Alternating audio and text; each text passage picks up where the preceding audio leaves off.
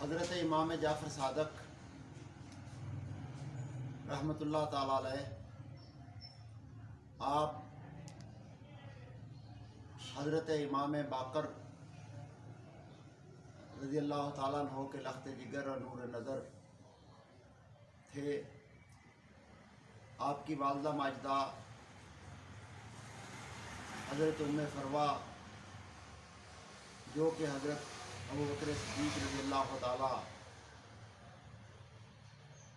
عنہ کے پوتے حضرت امام قاسم رضی اللہ تعالیٰ عنہ کی لخت جگر تھی۔ آپ کا لقب صادق تھا اور کنیت ابو عبداللہ تھی۔ آپ اللہ رب العزت کے بہت ہی عبادت گزار اور مقرب شخصیت ہونے کے ساتھ ساتھ بہت بڑے فقیہ اور کئی روایات آپ نے حدیث شریف کی بھی فرمائی۔ حضرت امام اعظم ابو حنیفہ رحمۃ اللہ تعالیٰ علیہ، حضرت امام مالک رحمۃ اللہ تعالیٰ علیہ اور حضرت سفیان ثوری رحمۃ اللہ تعالیٰ علیہ جیسی شخصیات جو تھی وہ آپ کی شاگرد تھی۔ آپ کی کرامات کا سلسلہ بھی بہت طویل ہے۔ ایک بزرگ فرماتے ہیں کہ میں مکہ المکرمہ میں ایک مرتبہ آپ کے ساتھ جا رہا تھا تو راستے میں دیکھا کہ ایک عورت رو رہی ہے اور اس کے پاس ایک مردہ گائے جو ہے وہ پڑی ہے۔ حضرت امام جعفر صادق رحمۃ اللہ تعالیٰ علیہ آپ اس کے پاس تشریف لے گئے، فرمایا کہ تو رو رہی ہے اور تو کیا چاہتی ہے کہ میری یہ گائے زندہ ہو جائے؟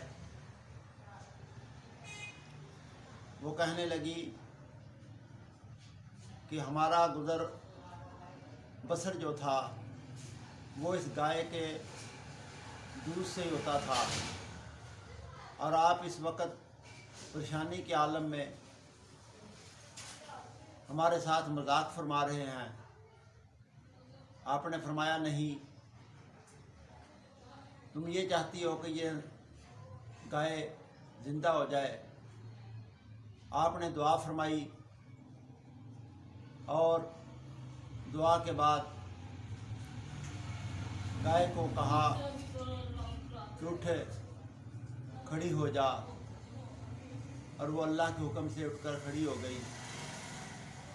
المختصر حضرت امام جعفر صادق رحمۃ اللہ تعالیٰ علیہ آل رسول تھے، نبی پاک صلی اللہ علیہ وسلم کی پاک نسل تھے۔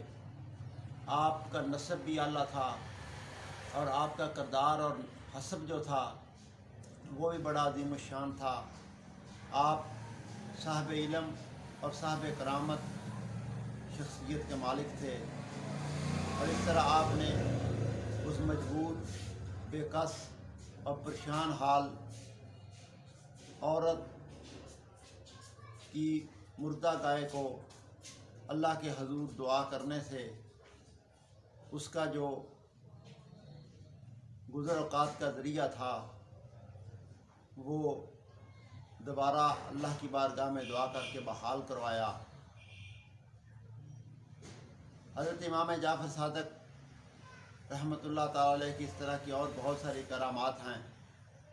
المختصر یہ لوگ سراپا کرامات تھے۔ ضرورت اس امر کی ہے کہ ہم لوگ ان کی تعلیمات پر عمل کریں۔ اللہ تعالی ہمیں ان نفوس قدسیہ کے نقش قدم پر چلنے کی توفیق عطا فرمائے۔